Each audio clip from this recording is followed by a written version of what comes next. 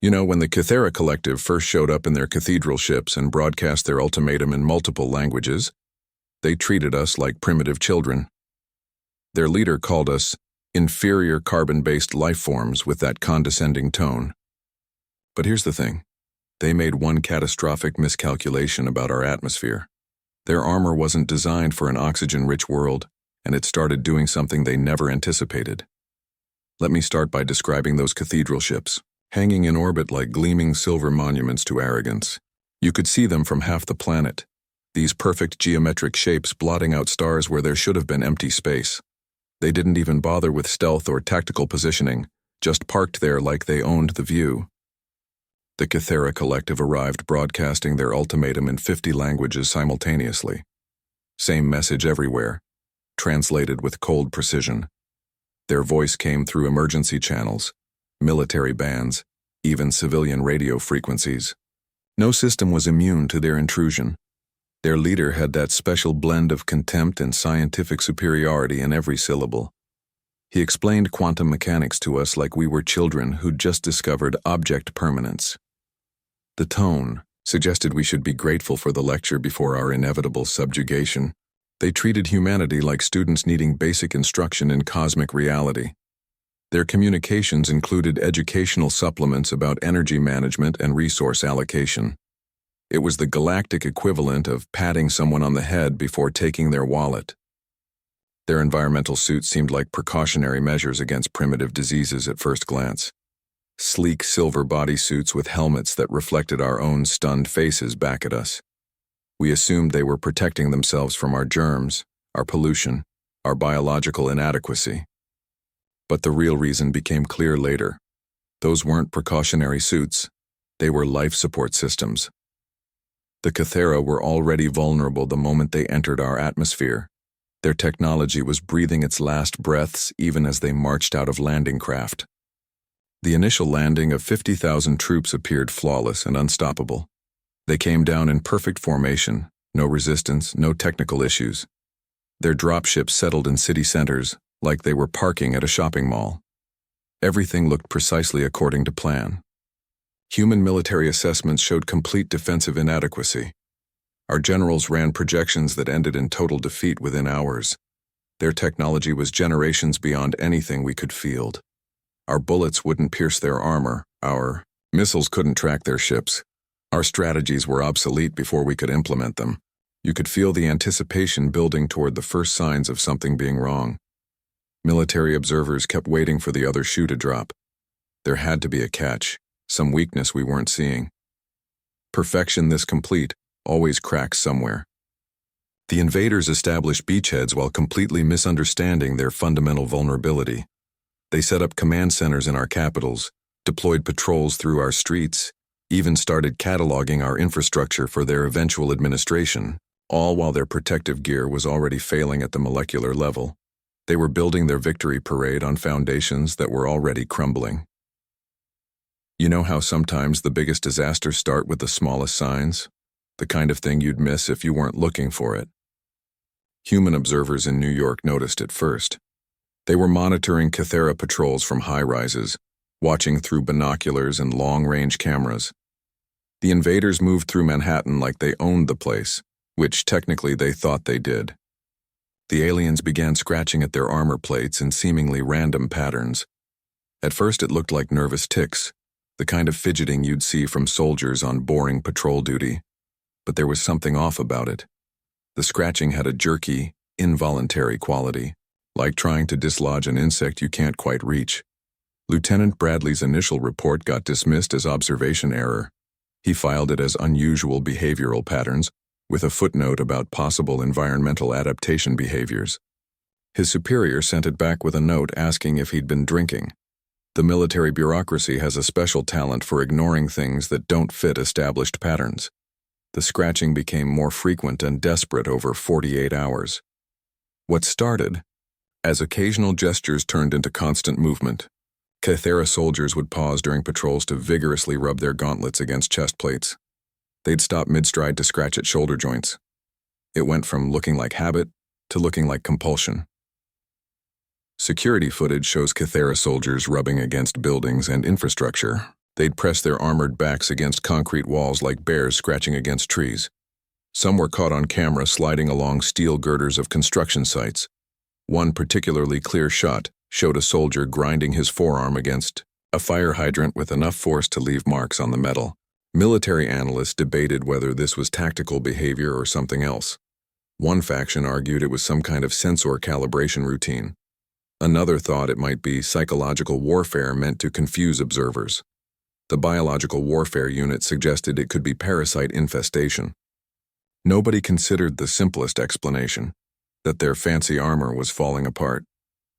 The first microscopic flakes appeared on surveillance camera close-ups. Enhanced imagery showed tiny particles drifting away from their armor like metallic dandruff. Thermal cameras detected minute heat variations where the scratching occurred. The flakes collected on the streets around their patrol routes, creating faint silvery trails you could follow through the city. You could feel the anticipation building toward understanding what was happening to their armor. Analysts started running chemical analysis on the dust samples. Engineers examined the crystalline structure of the flakes. Medical teams studied the behavioral patterns like psychiatrists observing compulsive disorders. Everyone was chasing clues, but nobody had the full picture yet.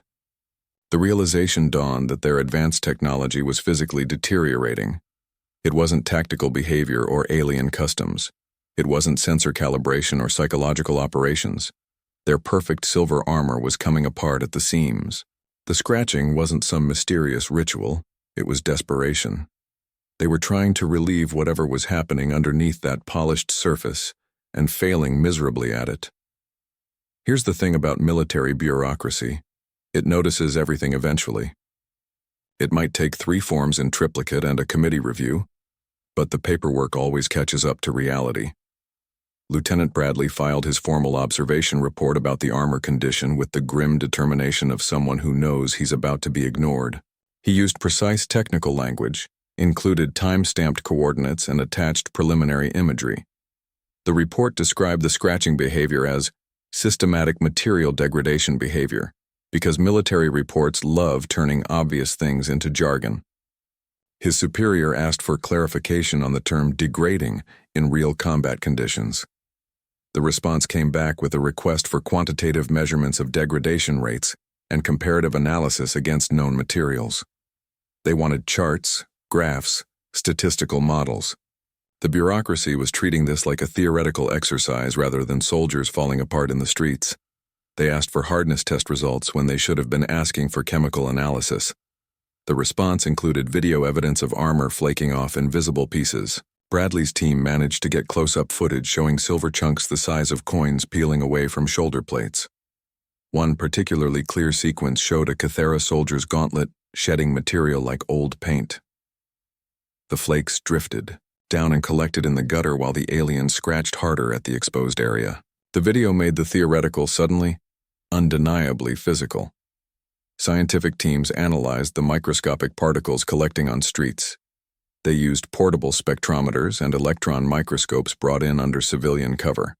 The samples showed complex crystalline structures unlike any terrestrial material. The analysis revealed layered biomaterials with intricate molecular patterning that suggested biological manufacturing rather than conventional metallurgy.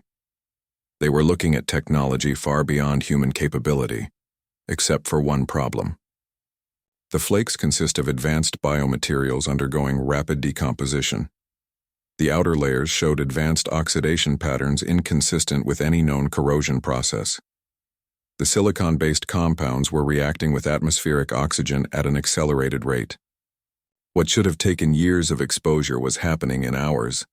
Their technology was essentially rusting at hyperspeed, like watching time-lapse footage of a shipwreck deteriorating. Military command initially suspected this might be some alien tactic or trick. They worried about biological weapons or some form of nanotech dispersal. The psychological warfare unit suggested it could be an elaborate deception to lure human forces into false confidence. Everyone was looking for clever explanations when the simple one was staring them in the face. Sometimes the universe gives you a gift wrapped in plain packaging. The degradation accelerated beyond anything explainable by normal wear. Within 72 hours, the flaking became chipping, then cracking, then outright structural failure. Kythera soldiers started showing visible gaps in their armor coverage. The material was retreating from edges and joints like ice melting from a shoreline. Their perfect silver suits began looking like ancient artifacts dug up from some archaeological site. You could feel the anticipation building toward understanding the chemical process involved. Labs across multiple countries started running atmospheric compatibility tests. They exposed sample fragments to controlled environments with varying oxygen concentrations. The results came back faster than anyone expected. The correlation was so clear even the most skeptical analysts had to accept it. The confirmation arrived that Earth's atmosphere was actively destroying their protection. Our ordinary air, the same stuff we breathe without thinking, was eating through advanced alien technology like acid through tissue paper. The Kythera had brought their best equipment to a planet where the very atmosphere was hostile to its existence. They'd prepared for every contingency except the most obvious one, that their enemy's world might be fundamentally incompatible with their biology. Let me explain how our most abundant gas became our best defense. General Patricia Hoffman's team at the Atmospheric Research Division received the armor samples with typical military efficiency. They set up containment labs with varying atmospheric conditions, running tests that should have taken weeks. Instead, they got results in hours. The data showed something so obvious everyone had missed it. The realization hit that 21% oxygen makes Earth exceptionally corrosive to their technology. Most planets in the habitable zone have far lower concentrations. We're practically swimming in the stuff compared to the galactic average. Their equipment was designed for environments where oxygen exists in trace amounts, not as 1/5 of the atmosphere. It's like designing a submarine for puddles, then dropping it in the ocean. Kythera armor designed for oxygen-poor environments faces catastrophic failure. The molecular bonding in their silicon-based composites relies on stable, inert atmospheres. Our air acts like a solvent on their materials, breaking down structural integrity at an atomic level. The oxidation doesn't just surface coat like rust on iron. It penetrates deep into the material matrix, turning solid plates into brittle ceramic-like substances that fracture under stress. Their silicon-based biotechnology reacts violently with our atmospheric composition. The Kythera use living materials grown rather than manufactured, which makes them more adaptable in theory. In practice, our oxygen triggers accelerated metabolic breakdown. Their armor isn't just corroding, it's essentially dying. With cellular structures rupturing as oxygen interacts with silicon compounds, never meant to handle such reactivity. The oxidation process works continuously without human intervention. There's no off switch, no pause button. Every moment their troops spend on Earth, the degradation continues. Night or day, rain or shine, the chemical reaction proceeds like clockwork. Their technology is battling our atmosphere on a fundamental level, and the atmosphere isn't even trying. It's just existing. Every breath humans take contributes to the environmental attack. We exhale carbon dioxide that slightly acidifies moisture in the air, creating microscopic acidic droplets that accelerate the corrosion. Our industrial emissions add trace compounds that complex with the oxidation process. Even our mere presence modifies the local environment in ways that worsen their situation. We're weapons just by living here. The invaders' adaptive systems cannot compensate for fundamental chemical incompatibility. Their technology tries to seal breaches with biological patches that immediately suffer the same fate. Internal atmospheric regulators struggle to maintain clean environments inside failing suits. Every attempted fix just creates new surfaces for oxidation to attack. It's like trying to bail out a boat with a sieve. You can feel the anticipation building toward understanding the scale of this vulnerability. The teams ran projections showing total systems failure within days rather than weeks. The degradation wasn't linear. It accelerated as more surface area became exposed. Once the protective layers compromised, the underlying systems failed rapidly. Their entire technological advantage was built on a foundation that couldn't survive our ordinary air. Earth's primitive atmosphere becomes the most effective weapon against advanced invasion. The very thing that makes our planet habitable for us makes it lethal for them. Their superiority in energy weapons, propulsion systems, and tactical computing means nothing when their protective gear is dissolving around them. They brought galaxy-spanning technology to a planet where the air itself fights back. You know what's more pathetic than a losing army? One that doesn't understand why it's losing. The Kythera kept trying technological solutions to a problem that wasn't technological. They deployed localized atmospheric processors around their positions, these elaborate silver domes that hummed with energy and supposedly scrubbed oxygen from the air. The processors worked, technically. They could reduce oxygen levels within their operational radius. But the radius was maybe 50 meters, and Earth's atmosphere extends about 62 miles upward. It was like trying to drain the ocean with a teacup. Their protective coatings peeled off within hours of application. They tried everything from ceramic sealants to biological membranes grown in mobile labs. Each new coating would adhere perfectly at first, creating a smooth protective layer that seemed to solve the problem.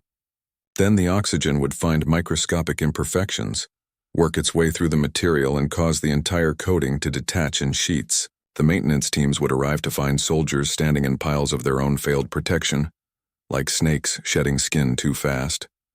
Older armor designs from their archives proved equally vulnerable. They brought out historical models from previous invasions, thinking maybe newer materials were the problem. The older suits were bulkier, less elegant, but theoretically more robust. They failed just as completely, just as quickly. Some designs actually degraded faster, because they used more reactive compounds. Their entire technological history was built around the same fundamental chemical incompatibility. Maintenance teams worked constantly just to keep basic systems operational. They set up mobile repair bays that operated around the clock. Soldiers would cycle through every 6 hours for armor inspections and patches. The maintenance logs showed exponential increase in repair requests. What started as minor surface treatments became full sectional replacements. The teams were fighting a battle against chemistry with tools designed for mechanical repair. The oxidation process outran their best repair efforts. For every patch they applied, 2 new weak spots would appear. The degradation wasn't uniform. It spread through material fatigue points and stress concentrations. Joints failed first, then edges, then flat surfaces developed microfractures that spread like spiderwebs. Their repair cycles became shorter until soldiers were spending more time in maintenance bays than on patrol. Soldiers reduced to emergency patches and makeshift repairs. They started using adhesive tapes and temporary sealants from human hardware stores. Some units wrapped themselves in plastic sheeting between armor plates. The pristine silver suits became patchworks of quick fixes and desperate modifications. You'd see Cathera soldiers with duct tape holding shoulder plates together, aluminum foil wrapped around vulnerable joints. Even pieces of human-made materials jury-rigged onto their advanced technology. You could feel their growing desperation in every failed solution. Their command kept issuing new technical bulletins with updated repair procedures. Each bulletin promised a breakthrough, a new coating formulation, a different maintenance protocol. The soldiers would implement the changes with military precision, following instructions to the letter. And the oxidation would continue, unaffected by their efforts, following its own simple chemical rules. Every technological solution failed against simple atmospheric chemistry. Their advanced science, their galactic-spanning knowledge, their sophisticated materials, none of it mattered against the relentless reality of oxygen molecules doing what oxygen molecules do. They were trying to negotiate with physics, and physics wasn't interested in conversation. The universe doesn't care how advanced your technology is when you're fundamentally incompatible with your environment. Here's where the irony becomes truly delicious. The Cathera command started broadcasting formal accusations of atmospheric manipulation across all channels.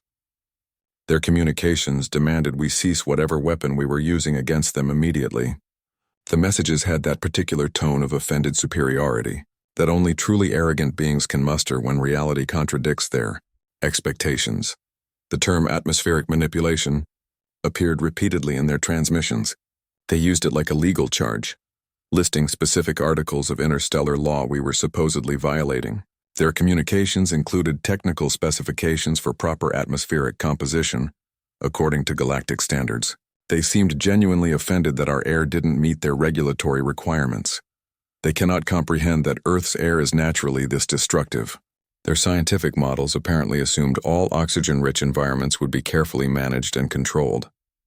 The concept of a planet just having this much reactive gas floating around freely seemed to violate their understanding of planetary development.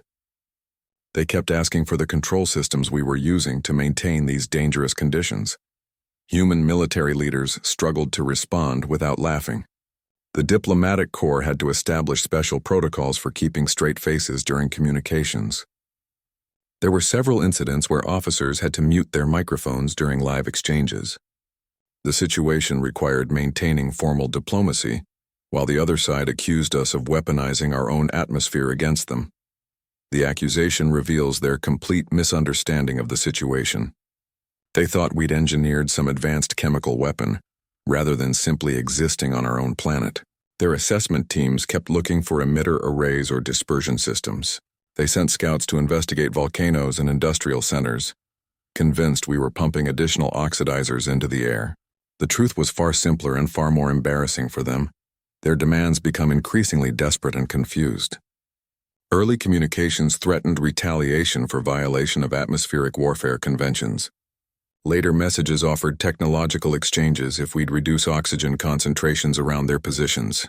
The final transmissions before the realization sounded almost pleading, asking for temporary ceasefires so they could conduct emergency repairs in less hostile conditions. You can feel the anticipation building toward their final realization. Their scientific teams must have been running their own atmospheric analysis during this period. They'd have been measuring oxygen levels, testing reaction rates, comparing Earth's air composition to their homeworld standards. The data would have been unambiguous once they stopped looking for weapons and started looking at chemistry. The invaders finally understand they're fighting planetary chemistry itself. Their communication shifted dramatically once the penny dropped. The accusations of atmospheric manipulation stopped completely.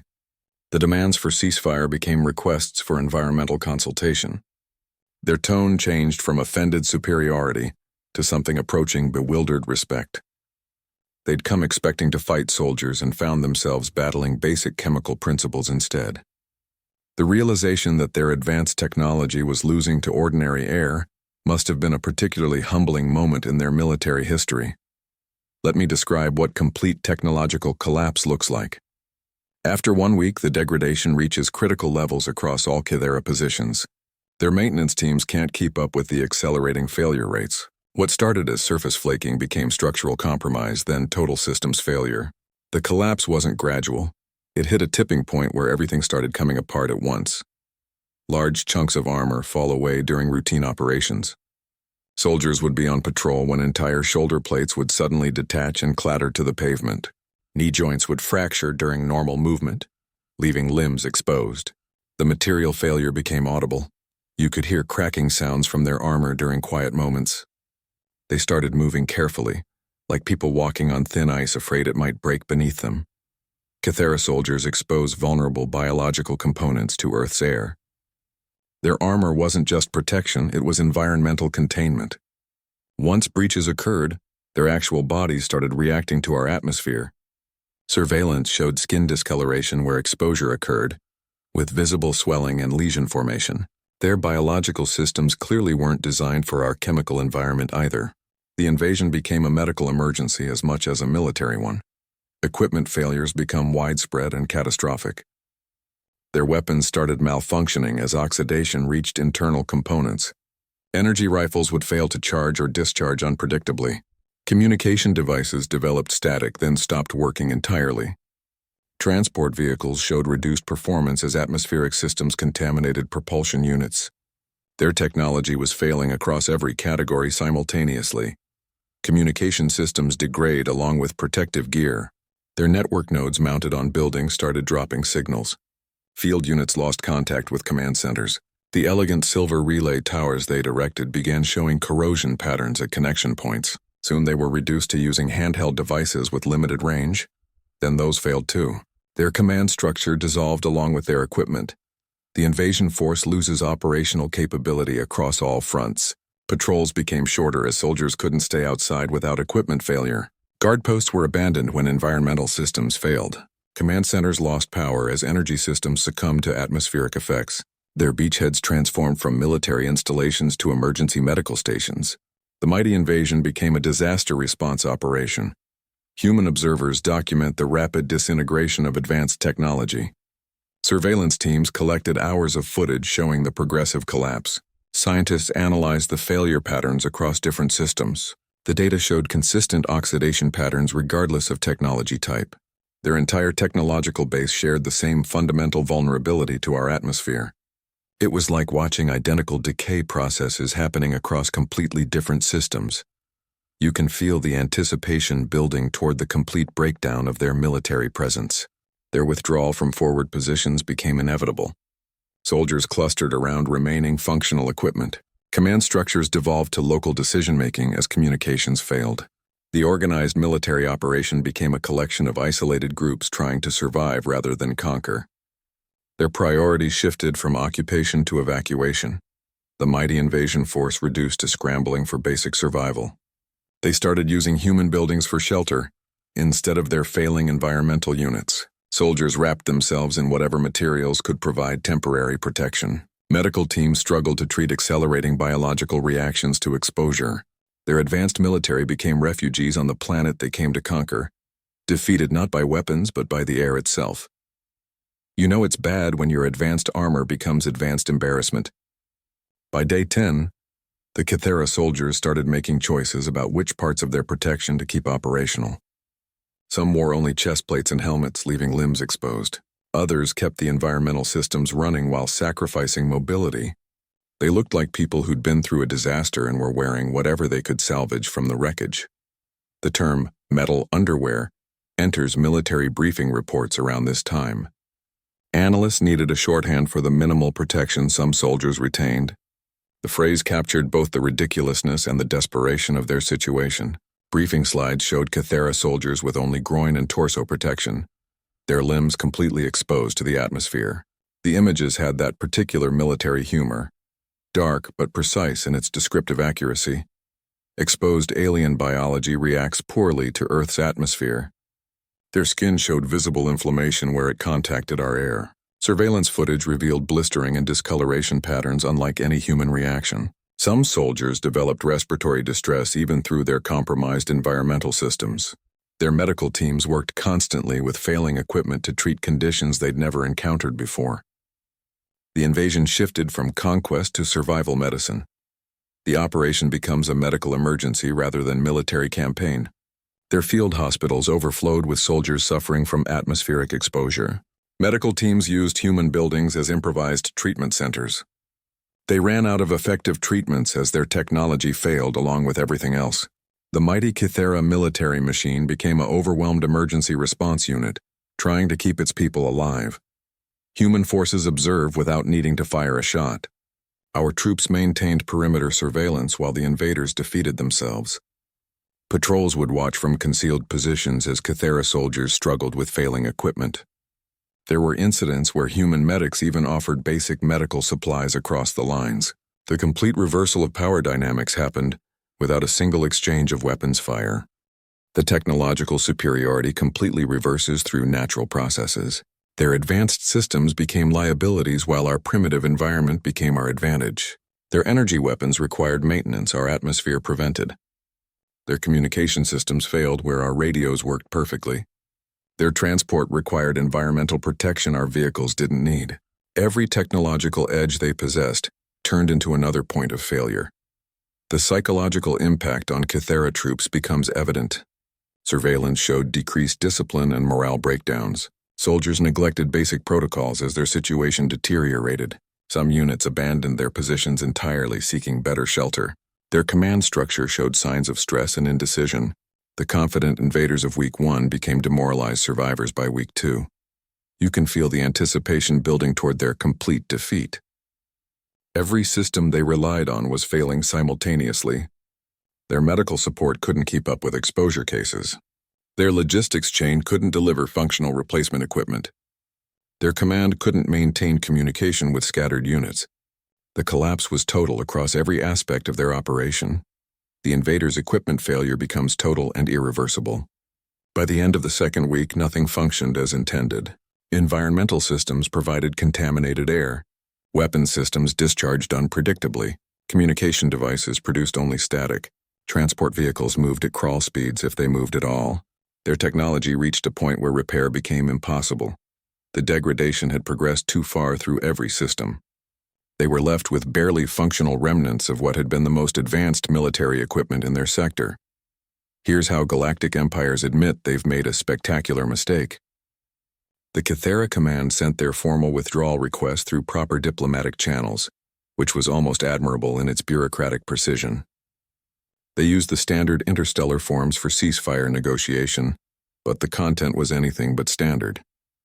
The transmission came encrypted through multiple relays, translated into every major Earth language, and formatted according to galactic diplomatic protocols. Someone had clearly put effort into making this humiliation look official. Their communication acknowledges an aggressively oxidizing world as the primary reason for withdrawal. The phrase appears in the opening paragraph of their formal request, positioned as a strategic consideration rather than an admission of defeat. They described Earth's atmosphere as presenting unforeseen environmental challenges to standard operational protocols. The language managed to sound both scientific and utterly defeated, like a restaurant critic complaining that the food was too flavorful.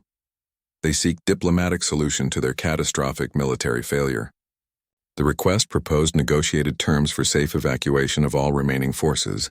They offered to leave all equipment behind in exchange for guaranteed passage off-world.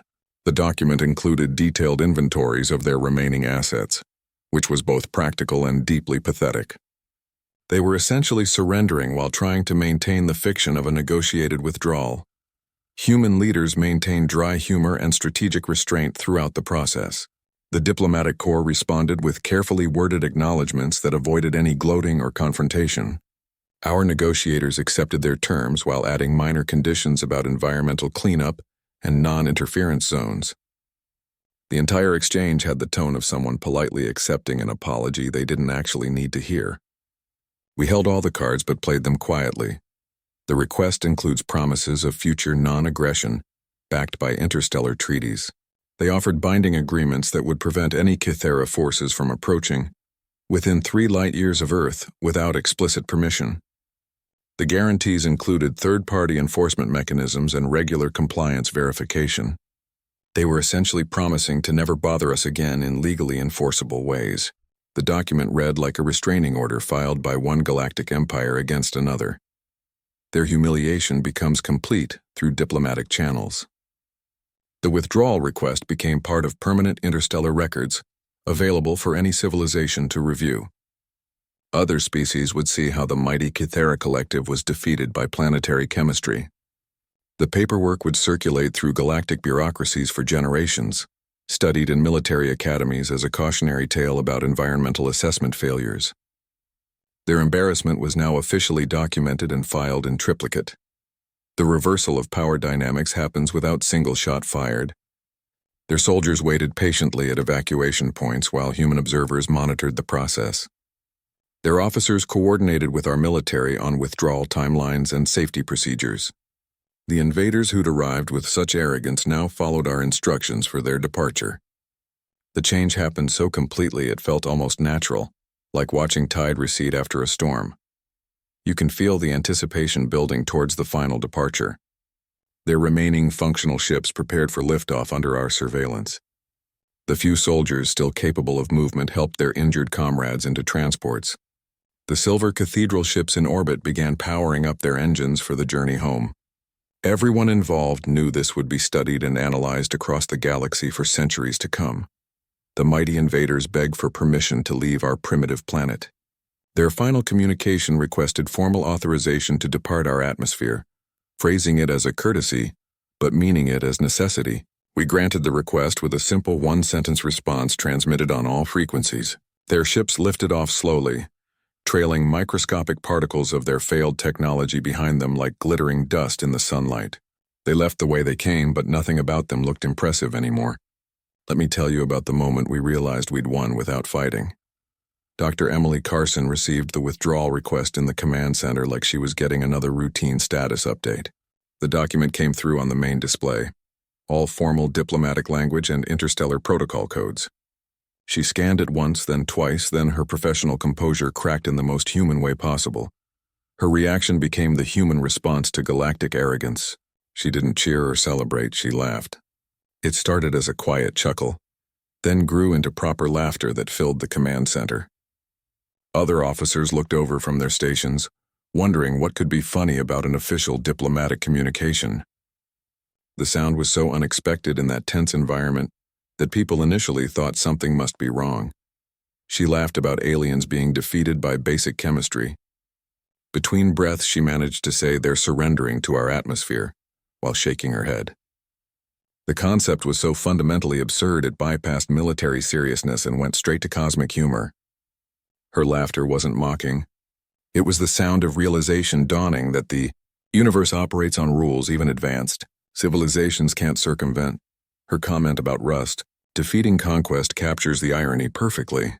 She said, "We spent centuries developing weapons while oxygen did the work for free," while wiping her eyes. The phrase spread through the command center instantly. You could see officers smiling at their stations, the tension draining from shoulders that had been tight for weeks. The simplicity of it appealed to every scientist and soldier in the room. The scientific community embraces the unexpected victory. Chemists and atmospheric physicists suddenly found themselves military heroes. University departments that had been begging for funding became strategic assets overnight. The data collected during the invasion became the most studied environmental research in human history. Scientists who'd been working in obscurity found themselves advising generals and world leaders. Military leaders acknowledged the role of atmospheric science. Strategic planners started incorporating environmental factors into defense calculations. Officers who'd focused on weapons systems began studying planetary chemistry. The victory changed military thinking more fundamentally than any battle could have. It demonstrated that defense could be passive yet overwhelmingly effective against even superior technology. The moment symbolizes the shift from dread to amusement. The command center atmosphere changed from tension to bewildered relief. People started sharing ironic observations about the situation. Someone noted that our most effective defense system was literally the air we breathe. Another pointed out that every human being had been contributing to planetary defense just by existing.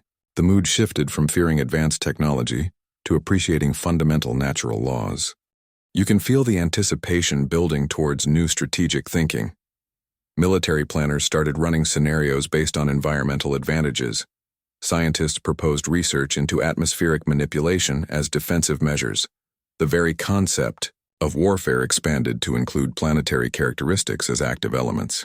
Everyone recognized that traditional military planning needed to incorporate factors previously considered background conditions. Humanity recognizes that existing can be enough to defeat invasion. The Kythera hadn't been defeated by weapons or tactics. They'd been defeated by the simple reality of our world. Our existence itself became our defense strategy. The realization changed how we viewed ourselves in the galactic community. We weren't primitive. We were adapted to an environment that others couldn't survive. Our ordinary world was someone else's hostile environment, and that changed everything about how we prepared for future contact. You know how military strategy changes after you win without weapons? Suddenly all those traditional defense concepts get turned upside down. Earth established the Department of Atmospheric Defense within months of the Kythera withdrawal. They set up headquarters in what used to be a climate research facility, which felt appropriate. The department's mandate was simple: protect and understand our atmospheric advantages. They started with basic monitoring and quickly expanded to full-scale environmental defense planning. Traditional weapons programs faced budget reallocation that made defense contractors nervous. Congressional hearings featured generals explaining why we needed more atmospheric scientists instead of new fighter jets. Weapons manufacturers tried to rebrand their products as atmospheric defense systems with limited success. The military-industrial complex had to adapt to a world where the most effective defense was something we couldn't manufacture or sell. Oxygen-based defense becomes official planetary policy. The United Nations passed resolutions declaring Earth's atmospheric composition a protected strategic asset. Countries agreed to monitor and maintain oxygen levels as part of collective security. Environmental protection suddenly became national security, rather than just ecological concern. The policy shift happened faster than anyone expected because the evidence was too compelling to ignore. Galactic databases label Earth as oxidizing environment, with corresponding hazard warnings. The classification included recommendations for species with silicon-based biology or oxygen-sensitive technology. Star charts started showing our system with special notations about atmospheric conditions. The warning essentially said, "Bring your own air for visitors." Our planet became known as somewhere you didn't visit without proper environmental preparation. International institutions develop atmospheric protection standards with surprising cooperation. The World Meteorological Organization found itself working with military strategists. Climate scientists started attending defense conferences. They created global standards for atmospheric monitoring and protection that every nation adopted. The protocols included emergency measures for maintaining oxygen levels during potential future invasions. Everyone recognized that our air was now our first line of defense. NASA leads research into oxygen-based security systems with renewed funding and purpose. Their atmospheric division became the most important branch overnight. They developed detection systems for identifying approaching ships with potential oxygen sensitivity. The research included studying how to slightly modify atmospheric composition in localized areas for defensive purposes. NASA scientists who'd been studying Martian atmosphere found themselves working on planetary defense systems. The concept of planetary chemistry as defense transforms military thinking entirely. Strategy sessions now include atmospheric scientists alongside generals. War games incorporate environmental factors as active elements rather than background conditions. Military academies add planetary science to their core curriculum. The change represents the most significant shift in defense philosophy since the invention of nuclear weapons. You can feel the anticipation building towards galactic political changes. Other civilizations started contacting us with cautious respect instead of condescension. Diplomatic exchanges now include atmospheric compatibility discussions as standard protocol. The galactic community recognizes that environmental factors can outweigh technological advantages. Our position in interstellar relations shifted from potential conquest target to respected ecological fortress. Earth's atmosphere becomes recognized as primary defense system. Military planners now treat oxygen levels as strategic assets to be protected. Early warning systems monitor for atmospheric manipulation attempts. Defense budgets include line items for environmental maintenance and research. The shift means we're protecting our planet differently, not just as our home, but as our strongest weapon against those who would threaten it. The air we breathe became the shield that protects us, and everyone from generals to gardeners understands that new reality. Here's how other civilizations learned to respect our air. The Galactic Union established orbit-based embassies within a year of the Cathera incident. They positioned elegant silver stations just outside our atmosphere, close enough for diplomacy but safely distant from our corrosive environment. The arrangement satisfied everyone. They could maintain presence without risking their technology, and we could monitor them without breathing apparatus.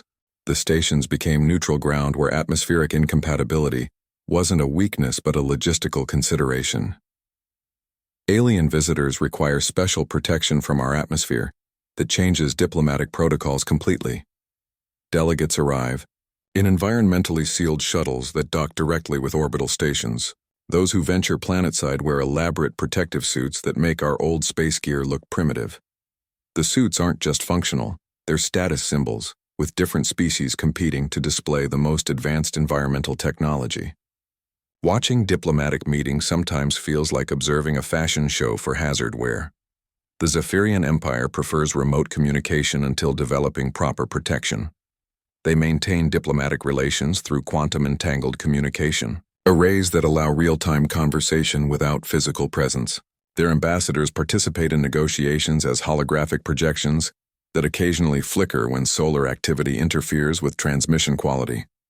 They've publicly stated they won't send physical representatives until their environmental technology can guarantee 1-year operational stability in our atmosphere. Their caution became a talking point in galactic diplomatic circles. Diplomacy evolves around atmospheric compatibility requirements like never before. Treaty negotiations now include environmental annexes specifying protection standards for visiting personnel. Trade agreements feature sections on atmospheric exchange protocols. Even cultural exchanges account for environmental factors when planning visits. The paperwork has tripled, but everyone understands why it's necessary. Bureaucracy expanded to accommodate the simple fact that our air could kill our guests. Earth becomes known as the planet where rust defeats conquest across galactic networks. The story spread through diplomatic channels, merchant routes, and military communications. Other civilizations reference our atmospheric defense in strategic discussions. The phrase "check the oxygen levels" entered galactic slang as a warning against overconfidence. Our reputation shifted from backwater world to cautionary tale about environmental assessment failures. Other civilizations approach with caution and respect that feels markedly different from before. Delegates now study our atmospheric data before negotiations. They consult with their scientific teams about compatibility issues. The condescension that marked early contacts disappeared completely. Everyone understands that a planet that can defeat invasion through mere existence deserves careful consideration. The shift in tone became noticeable in every diplomatic exchange. The galactic community adapts to our environmental reality with surprising flexibility. Standards developed for dealing with oxidizing environments became part of interstellar law. Shipping companies created specialized containers for goods traveling to Earth. Medical researchers developed treatments for oxygen exposure symptoms. The adjustments happened quickly because the Kythera incident demonstrated the consequences of inadequate preparation. You can feel the anticipation building towards new interstellar relationships founded on mutual understanding of environmental constraints. Trade agreements now account for atmospheric protection costs. Cultural exchanges include environmental education components. Military non-aggression pacts feature clauses about atmospheric monitoring. Every relationship acknowledges that our world operates by different chemical rules than most inhabited planets. Oxygen becomes the universal constraint in Earth diplomacy that shapes every interaction. Delegates discuss oxygen tolerance levels before political positions. Trade negotiators consider atmospheric ceiling requirements before tariff rates. Military advisors evaluate environmental compatibility before strategic discussions. Our most abundant element became the defining factor in how other civilizations engage with us. The air we breathe became the framework for our place in the galactic community, and everyone learned to work within that reality. Let me describe how humiliation becomes education across the stars. The Kythera military academies added atmospheric chemistry to their core curriculum within months of their withdrawal. The change wasn't optional. It became mandatory for all command track officers. Their educational system, which had focused on technological superiority and tactical innovation, suddenly incorporated planetary science as a strategic discipline. The lesson plans included detailed analysis of their failed invasion, using it as a case study in environmental miscalculation. Their invasion planning now includes environmental compatibility checks that rival weapons testing in importance. Scout teams must file atmospheric analysis reports before any military operation. Commanders review oxygen levels alongside enemy capability assessments. The checklists include atmospheric composition, reactive gas concentrations, and material compatibility testing. Their entire military planning process now accounts for environmental factors that were previously considered background conditions. The chapter on oxygen reactivity becomes required reading for every cadet. The text covers chemical reaction rates, material degradation patterns, and historical examples of technological failure in oxidizing environments. The chapter includes detailed diagrams of their armor's molecular breakdown. Cadets study the precise chemical processes that destroyed their technology. The material is presented not as theoretical chemistry, but as practical military science with immediate, operational relevance. Their military doctrine undergoes fundamental revision that changes how they approach planetary operations. The new manuals emphasize environmental reconnaissance as the first phase of any invasion planning. They created specialized assessment teams trained in atmospheric analysis and material science. The doctrine now classifies planets by environmental hazard level, rather than just technological development. Their entire strategic framework shifted to prioritize planetary compatibility over technological advantage. The joke about checking local air before invasion spreads galaxy-wide through military channels. You hear it in officer clubs across civilized space. "Did you test the atmosphere?" Followed by knowing laughter. The phrase becomes shorthand for avoiding preventable disasters. Even civilian spacers pick up the expression when planning planetary visits. The humor masks a serious lesson about the dangers of environmental arrogance. Their technological arrogance gives way to practical caution in all military operations. They now deploy scout ships with full environmental analysis capabilities, months before any main fleet movement. Their engineers design equipment with modular environmental protection systems. Military contractors compete to develop better sealing technologies and reactive material coatings. The shift represents a fundamental change in their approach to technological development. The lesson costs them dearly, but improves their future strategies exponentially. They lost ships, equipment, and personnel in the failed invasion. Their military reputation suffered across galactic diplomatic circles. But the experience forced them to develop more robust planning procedures. Their subsequent operations show much higher success rates due to thorough environmental assessment. The humiliation became valuable education paid for with military failure. You can feel the anticipation building towards broader galactic understanding of environmental factors. Other civilizations study the Kythera incident and adjust their own military doctrines. Galactic security councils add environmental compatibility to standard threat assessments. The collective understanding of planetary invasion evolves to account for chemical and atmospheric factors. Everyone learns that advanced technology means nothing if it can't survive local conditions. Advanced civilizations learn to respect primitive environmental conditions as strategic factors.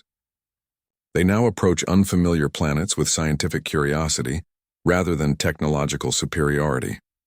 Military planners consider atmospheric composition as carefully as defensive capabilities. The galactic community develops new standards for environmental assessment and protection. The lesson transforms how advanced species interact with less technologically developed worlds, with caution, respect, and thorough scientific understanding. You know what's better than winning a war? Not having to fight it. 5 years after the Kythera incident, Earth's status transformed completely in galactic terms. We went from potential conquest target to respected planetary fortress without building a single new weapon. The shift happened so gradually most people didn't notice, but the strategic reality changed completely. Our planetary defense relies on natural chemistry rather than weapon systems. Military budgets shifted from missile development to atmospheric monitoring. Defense contractors now compete for environmental research grants instead of weapons contracts. The most important strategic assets aren't bases or fleets, they're atmospheric data and oxygen level projections. Our security depends on maintaining the chemical balance that makes our world lethal to others. The galaxy recognizes oxygen as our primary protective system.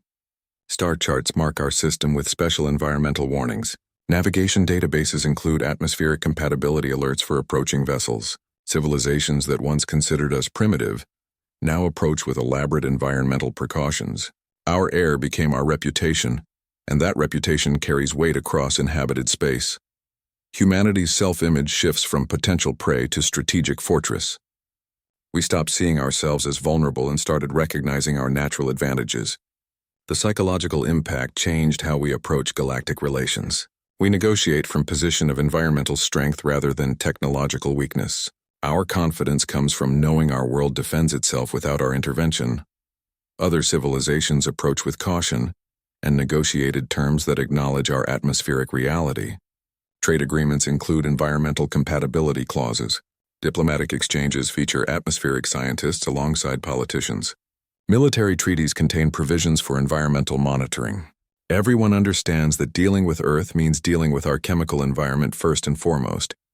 The Kythera incident becomes galactic cautionary tale studied across civilizations. Military academies included in strategic curriculum. Merchant guilds use it to emphasize environmental preparation. The story spread through diplomatic channels and trading routes until every spacefaring species knew about the invasion that failed, because nobody checked the air. The lesson became universal. Always test the atmosphere before landing. Advancement no longer means invulnerability in cosmic thinking. Civilizations recognize that technological sophistication doesn't guarantee environmental compatibility. The concept of primitive shifted to include environmental factors alongside technological development. A planet with simple technology but hostile environment might be more defensible than an advanced world with benign conditions. The galactic understanding of power expanded beyond mere technology. You can feel the anticipation building towards long-term implications for interstellar relations. Environmental assessment became standard practice for first contact scenarios. Civilizations developed new protocols for planetary interaction based on chemical compatibility. The focus shifted from technological comparison to environmental adaptation. Everyone learned that survival often depends on understanding local conditions rather than imposing external solutions. Primitive conditions prove more powerful than advanced technology when properly understood. Our ordinary atmosphere defeated invasion where advanced weapons would have failed. The lesson reverberated through galactic strategic thinking. Civilizations now value environmental adaptation as much as technological innovation. Sometimes the most effective defense is already present, waiting to be recognized rather than built. The universe rewards those who understand their environment, rather than those who try to overcome it through force alone. Here's the ultimate irony of cosmic conflict. Rust becomes officially recognized as planetary defense mechanism in galactic security databases. The classification came through standard interstellar channels, with all the bureaucratic formality you'd expect. Some clerk on some distant world probably filed the paperwork without thinking much about it. The designation meant our planet now fell under special environmental protection protocols that required specific handling procedures for visiting vessels. The paperwork made oxidation sound like a deliberate security system, rather than natural chemical process. Galactic databases list Earth under oxidation-based security, with corresponding hazard ratings. The classification includes detailed atmospheric specifications and material compatibility guidelines. Navigation systems automatically flag our system for special approach procedures. Shipping companies must file environmental impact statements before receiving landing clearance. The designation essentially means everyone treats our atmosphere like a controlled substance that requires careful handling. The concept of chemical warfare takes on entirely new meaning in strategic discussions. Military planners now consider atmospheric manipulation as legitimate defense strategy. Arms control treaties include clauses about environmental modification technologies. The distinction between natural environment and weaponized systems becomes deliberately blurred.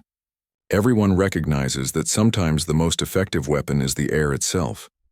Humanity's breathing becomes classified as defensive action in certain strategic contexts. Military analysts refer to our respiratory function as active environmental maintenance. Defense budgets include line items for air quality monitoring as security measures. The concept sounds ridiculous until you consider that every breath maintains the chemical balance that protects our planet. Our most basic biological function became part of our defense posture. The simplicity of our defense contrasts with complex alien technology in ways that still surprise observers. Their cathedral ships required massive energy investment and advanced manufacturing. Their armor needed biological growing vats and molecular assembly systems. Our defense required nothing more than trees producing oxygen and oceans absorbing carbon. The comparison makes their technological approach look unnecessarily complicated. Natural laws prove more reliable than engineered solutions when tested against fundamental realities. Their technology failed because it tried to circumvent basic chemistry. Our environment succeeded because it followed natural principles without effort. The universe doesn't care how advanced your engineering is when fundamental physics disagree with your design assumptions. Sometimes the simplest solution is the one that aligns with natural order. The universe rewards adaptation to fundamental realities rather than resistance to them. Civilizations that work with natural laws tend to survive longer than those fighting against them. The Cathera tried to impose their technology on an incompatible environment. We simply existed within our environmental reality. The outcome demonstrated that adaptation beats imposition in cosmic terms. You can feel the anticipation building towards final reflections about power and preparation. Military strategists across galaxies are rethinking their approach to planetary operations. Environmental assessment becomes as important as weapons development. The shift represents a fundamental change in how civilizations view defense and security. Everyone recognizes that sometimes the best protection was there all along. Sometimes the most primitive thing is the most effective when properly understood. Our atmosphere wasn't designed or engineered. It evolved through natural processes. Yet it defeated technology far more advanced than anything we could create. The lesson echoes across military academies and scientific institutions. Advanced doesn't always mean better when facing fundamental natural constants. The universe has a way of reminding everyone that simple solutions often work best against complex problems.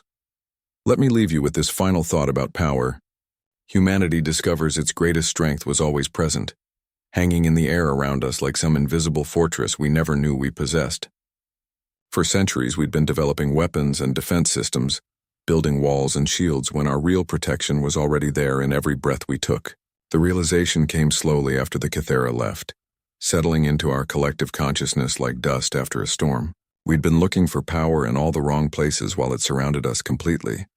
Our atmospheric composition becomes our galactic signature that everyone recognizes now. When other civilizations talk about Earth, they mention oxygen levels before technological achievements. Our planet's chemical profile carries more weight than our military capabilities or economic output. That 21% oxygen concentration defines us more thoroughly than any language or culture could. It's become our calling card and our warning label simultaneously. Breathing deep represents our unexpected superpower that requires no training or equipment. Every human exercises this ability unconsciously from birth to death. The simple act of inhalation maintains the defensive barrier that stopped an advanced invasion force. There's something fundamentally satisfying about realizing your ordinary biological function has strategic significance on a galactic scale. It makes you appreciate the air in your lungs differently. The universe becomes more interesting through this realization that natural laws can outweigh technological advancement. Civilizations across the galaxy are re-evaluating what constitutes real power. Planets once considered primitive due to limited technology are now assessed for environmental advantages. The galactic power structure shifted from pure technological hierarchy to include environmental factors. The cosmos became more complex and more fascinating simultaneously. Advanced technology meets its match in natural chemistry every time fundamental incompatibility exists. The Kythera experience demonstrated that sophistication means nothing against basic chemical reality. Their energy weapons and force fields couldn't overcome simple oxidation processes. The lesson echoes across star systems. Check your environmental assumptions before committing resources. Technology must work with nature, not against it. Civilizations learn to respect environmental differences rather than dismissing them as primitive conditions. The galactic community now approaches unfamiliar planets with scientific curiosity, instead of technological condescension. First contact protocols include extensive atmospheric analysis before any assessment of technological development. The shift represents significant progress in interstellar relations despite its simple foundation. The Kythera experience transforms galactic understanding of power from pure technology to environmental adaptation. Military academies teach planetary compatibility alongside tactical theory. Merchant guilds train their crews in atmospheric assessment techniques. The entire concept of advancement expanded to include environmental adaptation as a core component. The lesson cost them an invasion fleet but improved galactic civilization overall. You can feel the anticipation building towards concluding insights about the nature of power and preparation. Strategic thinkers across civilizations are incorporating environmental factors into long-term planning. The recognition that natural constants can override technological advantage changes how everyone approaches planetary operations. The universe keeps teaching the same lesson in different ways. Work with reality, not against it. Progress doesn't always mean better when facing natural constants that cannot be engineered away.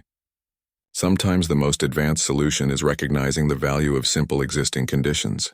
The Kythera brought their best technology to a planet where the air itself was hostile to its existence. Their progress meant nothing against our primitive atmosphere.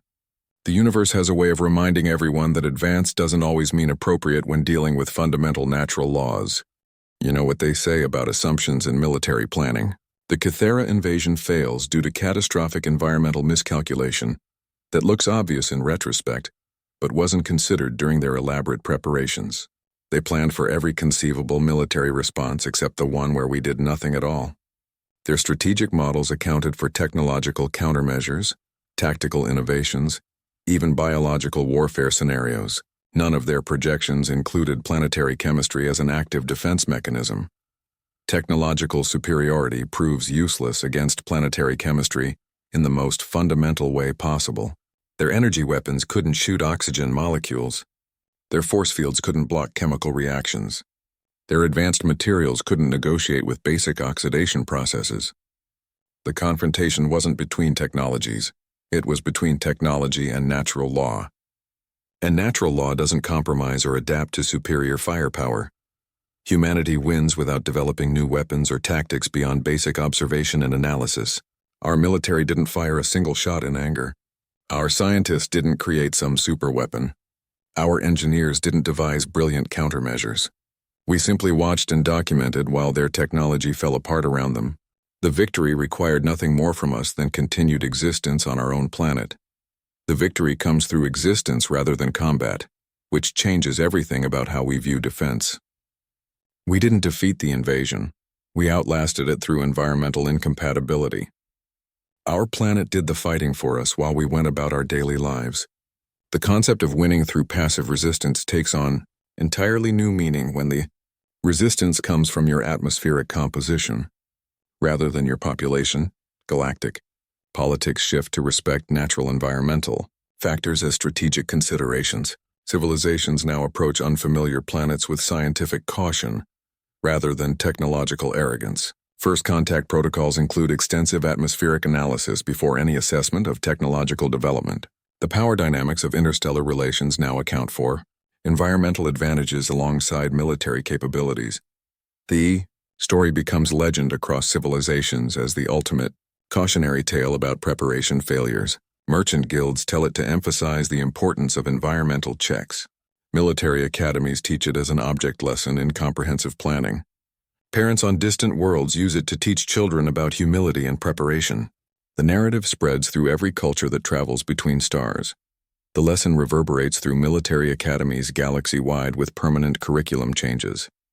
Cadets now study planetary science alongside tactics and strategy. Environmental assessment becomes mandatory training for all officers. Invasion planning includes compatibility testing as a primary phase. The educational shift represents the most significant change in military thinking in generations. You can feel the anticipation building towards final conclusions about power and preparation. Strategic thinkers across civilizations are incorporating environmental realism into long-term planning. The recognition that natural factors can override technological advantage changes how everyone approaches planetary operations. The universe keeps teaching the same lesson through different examples. Work with reality, not against it. Underestimating the obvious leads to spectacular failure that becomes legendary in its completeness. The Kythera didn't just lose a battle, they became a teaching example for generations. Their assumption that technology could overcome environmental reality cost them ships, equipment, and reputation. The lesson echoes across military conferences and diplomatic meetings.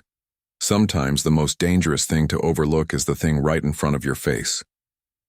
The air we breathe, the ground we walk on, the water we drink, these fundamental elements of a world can become its strongest defenses when properly understood and respected. Breathe deep, humanity. Apparently, it's our superpower. The universe rewards those who respect natural laws, and sometimes the most primitive thing can be the most powerful. Remember that the next time someone looks down on your planet's simple atmosphere, the Kythera learned that lesson the hard way. Their advanced technology meant nothing against our ordinary air. Our existence itself became our defense system. Their humiliation became our strategic advantage.